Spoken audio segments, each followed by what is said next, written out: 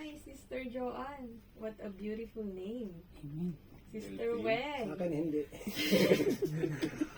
Brother, Classic. Brother Jarel, what a beautiful name, di ba? Wala. Sis, kayo po, ano po yung real name nyo?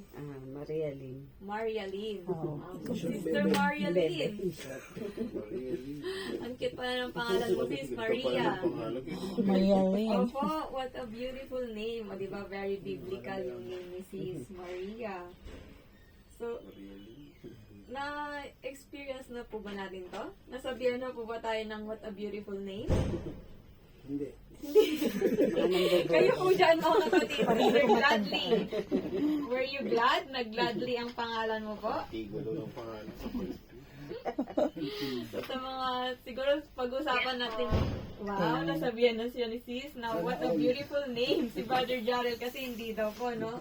So, in certain cases po mga kapatid, ang mga pangalan ng bawat isa can hold a significant importance. Yung pangalan niyo po, ano po ba yun? Combination ng pangalan ng mga lola ninyo? Or ng mga magulang po natin? Yung sa inyo, Sister Joanne, ano po yung pangalan Yung ano niyo? po, yung kapatid ko pong panganay, may kalaro kasi siyang pangalan Joanne. So yun, pinangalan sa akin tuloy. Dahil close sila. Dahil kalaro niya nung bata siya.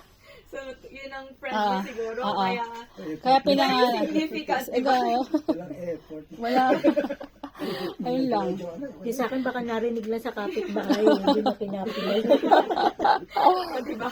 May iba-ibang story talaga behind our names kay bro Alfredo Delpin. Alfredo. So, Asindero. kanino po? Asindero kasi. Di ba? Don Alfredo, di ba? So, yung akin, hindi, parang once ko pa lang siya natanong sa magulang ko, pero parang, ang natatandaan ko, sabi nila, yung tita ko daw ang nagpangalan sa akin. O, di ba, ganun po nila ako pangalan. Yung tita ko ang nagpangalan sa akin. Pero sabi nila, hindi daw talaga yung spelling ng pangalan ko. Kung hindi Q-U-I-N-C-Y. So, hindi ko pa alam kung bakit yun. Pero, yun, kaya naging ganun yung pangalan ko. So, yun yung significance niya at importance po ng pangalan ko. Amen? So, ano ba yung importance hiding your behind your lovely name? Yan. So, beautiful yung names natin, mga kapatid. Maski, kahit wala pang nagsabi sa atin, yes, your name is a lovely name. Amen? So, have you ever asked your parents about it? Yung pangalan nyo or hindi pa? Never in your life na tinanong nyo? No. Ako po, tinanong ko. Hindi mo tinanong sis. Hindi na curious. Kaysa, Ako sa akin, question ko. sa akin kasi babaeng babae, parang ayoko ng pangalan, di ba? Pero pagdating, So, Magtatanong ko ba?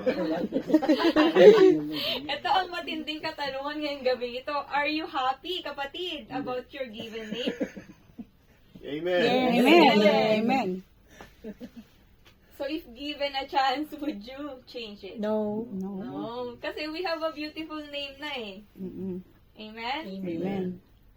Ang bawat pangalan natin, although may kapangalan tayo, pero bawat isa po sa atin, may unique sa pangalan po natin. Amen? Amen. At malalaman natin yan at the end ng ating pong pag-aaral ngayong gabi ito. Amen? Amen. So, hindi lamang, siguro may mga kilala na tayo na nagpalit talaga ng pangalan kasi hindi ayaw talaga nila, which is possible naman. Pero, hindi lamang sa ating buhay po nangyari ito. Kung hindi, maging nung una pa lang sa Biblia ay may pinalitan na po ang ating pong Panginoon na pangalan. Amen? May naisip po ba kayo kung sino-sino tong mga to? So in the Bible, God did change a person's name. Bakit? Basta lang ba pinalitan ng Lord? Hindi. Meron pong significance and purpose kung bakit ito ginawa ng ating pong Panginoon. Amen? So gaya ng nabasa po natin kanina sa ating scripture sa Genesis 15:5, ang kausap niya dito ay si Abram. Amen? So si Abram, he is a rich landowner who lived in Haran. Amen? So siya po ay nanggaling sa lineage, di ba, ni Noah. Amen? So siya ay apo. Amen? At alam natin kung gaano kayaman sila. Amen? Na sila ay nakatira sa Haran. Ngunit, isang araw, amen, tinawag siya ng ating pong Panginoon.